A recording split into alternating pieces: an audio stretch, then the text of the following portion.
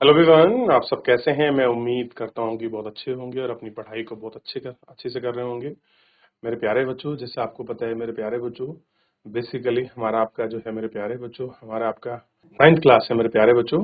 और 9th class में हम लोग ज्योग्राफी में लेसन नंबर 3 प्रारंभ कर रहे हैं, अपोहा तंत्र। यानी कि बेसिकली हम लोग इस चैप्टर के अंतर्गत आपका भारत की नदियों को पढ़ेंगे। क्या देखेंगे इस चैप्टर के अंतर्गत हम इसमें भारत की जो आपका प्रमुख जो नदी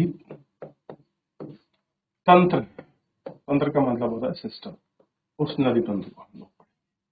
और भारत में दो नदी तंत्र, एक होता क्या मतलब है हिमालय नदी तंत्र,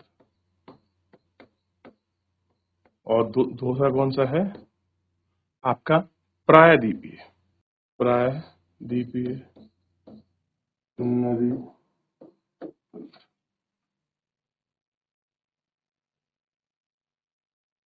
देख लिया। तो सबसे पहले लिखिए, हमारे पास कितने प्रायद्वीपीय तंत्र हैं?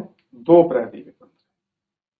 कौन कौन से हैं? तो हिमालय नदी प्रायद्वीपीय तंत्र, और दूसरा कौन सा है हमको आपका दोनों। आइए पढ़ना शुरू करते हैं। अपोहा शब्द एक नदी क्षेत्र तंत्र की व्याख्या करता है। अपोहा का मतलब क्या है? वो नदी जो कहीं से निकली है, उसके सहायक नदियां किन क्षेत्र से बह रही है और अंतिम रूप में कहां जाकर विलय हो रही है, इन सब का हम लोग रूप देखते हैं। और इसी को हम क्या कहते हैं? इसी को हम कहते हैं अपोहा तंत्र, ड्रेनेज सिस्टम। हम लोग इसको अपोहा तंत्र बोलते हैं।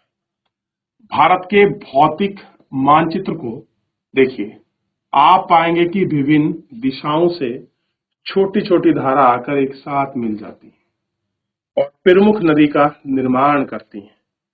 इनका निकास किसी बड़े जलाशय जैसे झील, समुद्र या महासागर में होता है। नदी तंत्र जिसके द्वारा जल प्रवाहित होता है, अपोहा द्रोणी कहते हैं। मानचित्र का अवलोकन करने से यह हमको पता चलता है। जब आप मानचित्र को पढ़ेंगे, अवलोकन करेंगे, तब आपको क्लियर होगा। जैसे कि ऊंचे क्षेत्र, पर्वत या उच्च भूमि के दो पड़ोसी अपोहा द्रोणी को एक दूसरे से अलग करती हैं। इस प्रकार की उच्च भूमि को जल विभाजक भी कहते हैं। कैसे कहते हैं?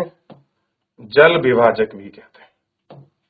एग्जाम्पल देखिए, ये नदी यहां से निकलती है, मान लीजिए किसी पहाड़ पर्वत पठार से निकल रही, और इस तरीके से बहती हुई ये अंत में यहाँ कहीं आपका विलय हो रही है।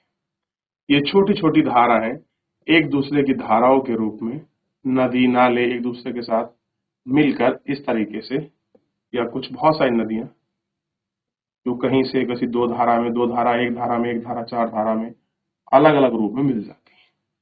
फिर ये इस पार्ट को अलग कर रहा है और ये इस हिस्से को अलग कर रहा है, तो ये बनता है जल विभाजक। किसका काम कर रहा है ये? जल विभाजक।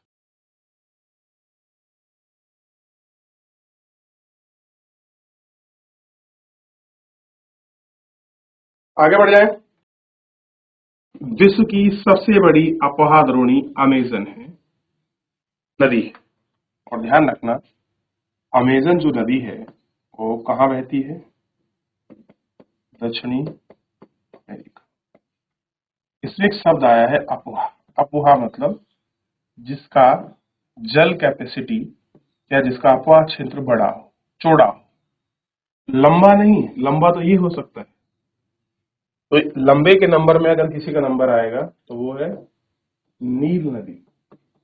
नाइल रिवर विश्व की सबसे लंबी नदी है। एशिया की यांगत्से और मेकॉन्ग है।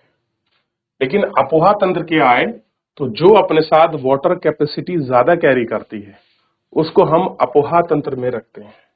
क्या करती है?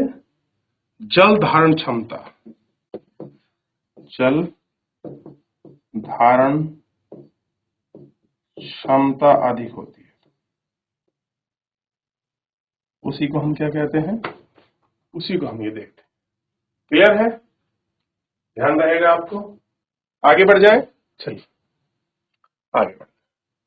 अब बात करते हैं भारतीय अपोहा तंत्र की। तो भारत का अपोहा तंत्र, भारत का अपोहा तंत्र मुख्यतः भौगोलिक आकृति द्वारा निर्मित है, यानी कि कोई हमने नहीं बनाया है, नेचुरल आपका फेनोमिना और आकृतियां हैं जिनकी वजह से ये सब कुछ आपका डेवलप है, यानी कि हमारा कोई इंटरफेरेंस, हमारी कोई एक्टिविटी इसमें नहीं है। इस आधार पर भारतीय नदियों को दो प्रमुख वर्गों में विभाजित किया गया है, हिमालयन नदी तंत्र और आपका प्रायद्वीप, यानी कि हिमालयन नदी सिस्टम और पेनिनसुलर नदी सिस्टम। भारत के मुख्यतः दो भौगोलिक क्षेत्रों से उत्पन्न होने के कारण हिमालय और प्रायद्वीप नदी एक दूसरे से भिन्न है। एक निकल रही है हिमालय से, एक निकल रही है प्रायद्वीप से। इस वजह से ही इनमें क्या है, डिफरेंस है। हिमालय की नदियों में वर्ष भर पानी रहता है। जो हिमालय की नदियां हैं वो कैसी हैं, आपका सदा नीरा है। और जो आपके प्रायद्वीपीय हैं ये कैसी हैं, ये केवल आपका विशेष मौसम में पानी कैरी करती है, ज्यादा विशेष मौसम। जैसे आप देखते हैं बरसात के मौसम में इनमें पानी बहुत ज्यादा रहता है, लेकिन शीत ऋतु में इनमें पानी सूख जाता है। बहुत सी तो बंद भी हो जाती हैं या फिर पानी बहुत कम हो जाता है। हिमालय की अधिकतर नदियां 12 मासी नदियां। कैसी हैं हिमालय की अधिकतर नदियां? 12 मासी। 12 मासी का समझते हो, जिनमें वर्ष भर पानी रहता है, 12 महीने पानी रहे, उनको हम 12 मासी कहते हैं।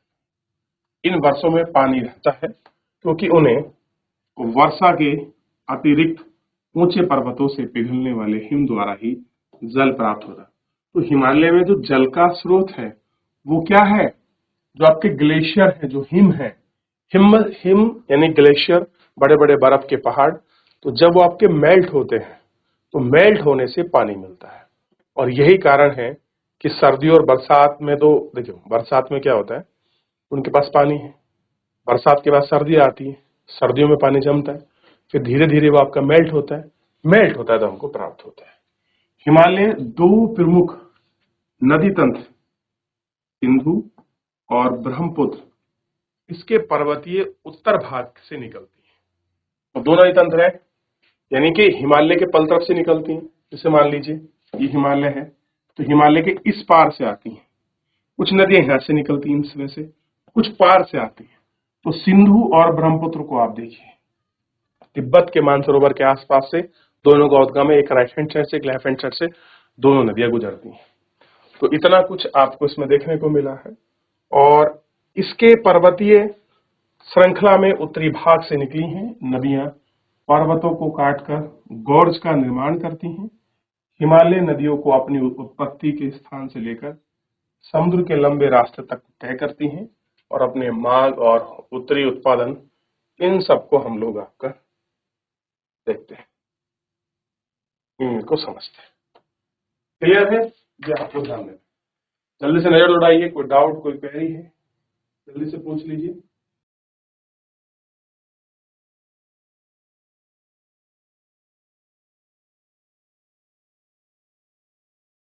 आगे बढ़े।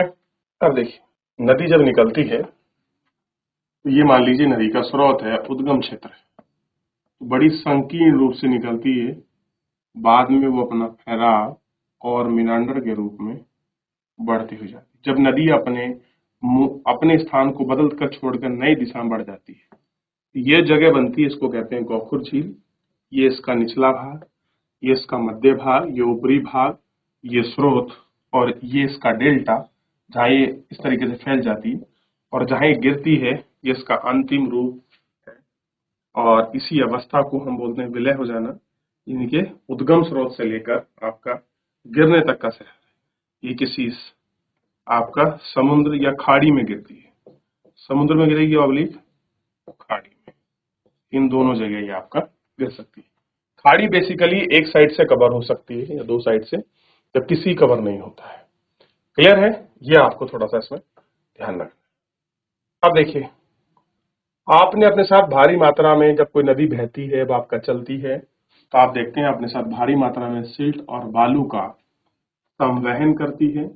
मध्य और निचले भाग ये नदी विसर्ग और गोखरू झील और अपने बाढ़ वाले मैदान में बहुत सी अन्य निक्षेपण आकृतियों का निर्माण करती है, विकसित डेल्टाओं का भी निर्माण करती है। मान लीजिए नदी कोई बहती हुई आई, ऊपर से अगर नदी कोई निकल रही हिमालय तंत्र से, तो हिमालय से होती हुई वो पहाड़, कंकर, पत्थर, बालू, गाद, न जाने कितने पौध पेदों के बारीक बारीक सूक्ष्म फॉसिल्स अपने साथ लेके चलती है। फिर उनको किसी एक जगह आपका डिपोजिशन कर देती है, उनको जमा देती है, और जमाने के बाद हल्के हल्के जम के चल जाती है। वही खादर, बांगर और तराई मैदान, ये सब निर्माण जो है, इन सब का आपका निर्माण होता है, जिनको आप लोग देखते हैं। अधिकांश नदियां मौसमी होती हैं क्योंकि इनका प्रभाव वर्षा पर निर्भर करता है। शुष्क प्रदेश में बड़ी नदियों का जल घटकर छोटी नदियों की धारा में बहने लगता है। तो कह रहे हैं जो शुष्क मौसम होता है, ड्राई एरिया होता है, जब आपकी वर्षा नहीं होती है, तो बड़ी नदियों का जल भी कैसा घटकर छोटी नदियों की धारा में। मान लीजिए कोई नदी वाटर कैपेसिटी ज्यादा है बरसात में, बाद में बरसात बंद होती है तो वो पानी धीरे धीरे छोटा होने लगता है, कम बहने लगती है। आप देखिए अभी गंगा जी पूरी फुल उफान चल रही है गंगा, या जो भी नदियां हैं, क्योंकि इस समय बारिश हो रही है, प्रॉपर उनको पानी मिल रहा है, वाटर कैपेसिटी उनकी होल्डिंग बहुत अच्छी है। बाद में जल कम हो जाएगा तो वो धीरे धीरे सिकुड़ जाती है। तो यही कहने का प्रयास करना चाह रहे हैं कि जो क्या होता है ड्राई एरिया में, क्या होता है ड्राई मौसम में, शुष्क मौसम में क्या होता है मेरे बच्चों, आपका वाटर कैपेसिटी कम हो जाती है। ठीक है। और हिमालय नदी की तुलना में प्रायद्वीपीय नदियां की लंबाई कम है और छिछली है। तो ध्यान रखना, प्रायद्वीपीय नदियों में जल भी कम मिलता है, लंबाई भी कम होती है, छिछली मतलब गहरी भी कम होती है, एज टू कंपेयर जो नदी हिमालय से निकल रही है। क्योंकि हिमालय से नदी से निकलने वाले के साथ कंकड़, पत्थर, बालू, ये सब चीजें क्या होता है, ये नदी के यंत्र हैं जो उसके तल को, उसके बेसिन को, उसकी गहराई को काटते हुए चलते हैं। इनमें से कुछ केंद्रीय उच्च भूमि से निकलती हैं तथा पश्चिमी की तरफ बहती हैं। क्या आप इस प्रकार बड़ी नदियों की पहचान कर सकते हैं? प्रायद्वीपीय नदी भारत की अधिकतर नदियां हैं जो पश्चिमी घाट से निकलती हैं तथा बंगाल की खाड़ी की तरफ बहती हैं। क्या करती हैं? बंगाल की खाड़ी की तरफ। क्लियर है? या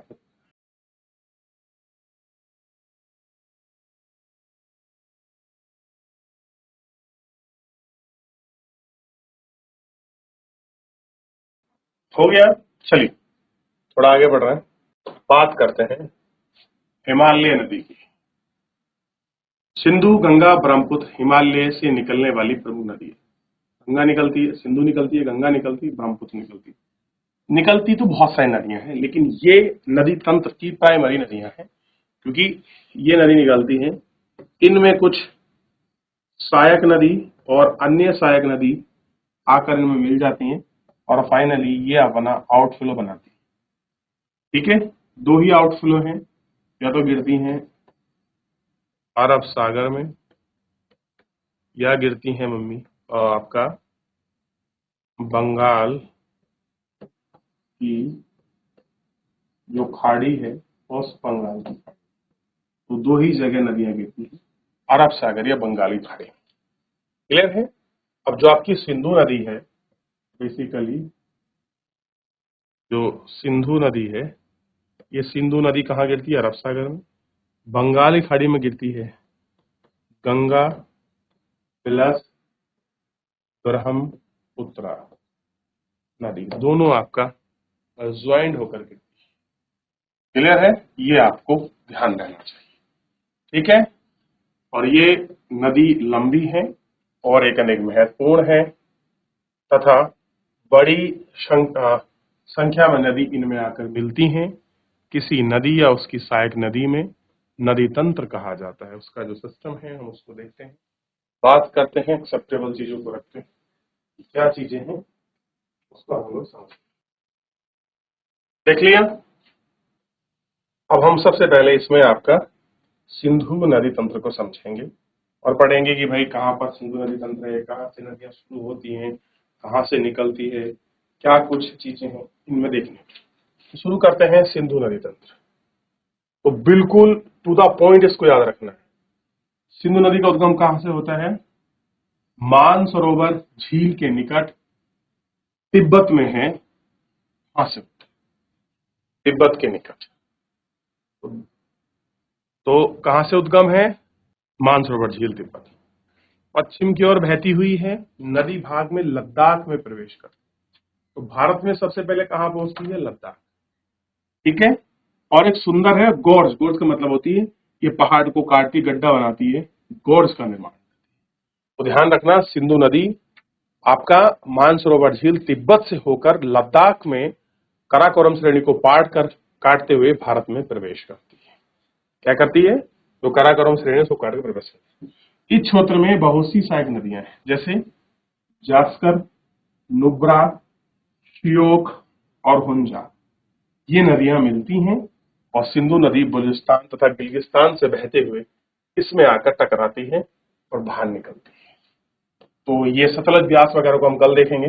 देखिए, इतना लिखिए, नोट करिए कि कहाँ पर सिंधु है, कहाँ पर कौन सी नदी है, कहाँ से निकल रही है।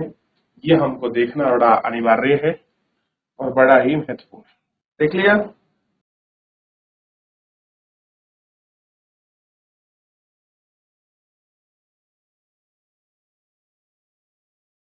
आगे बढ़े, चलिए। तो मेरे प्यारे बच्चों, फिलहाल जो है आज के इस लेक्चर में हम लोग इतना ही करेंगे। मिलेंगे नेक्स्ट लेक्चर में। तब तक अपना ध्यान रखिए, स्वस्थ रहिए, अपनी पढ़ाई को अच्छे से करते रहिए। मुझसे जुड़ने के लिए बहुत बहुत धन्यवाद।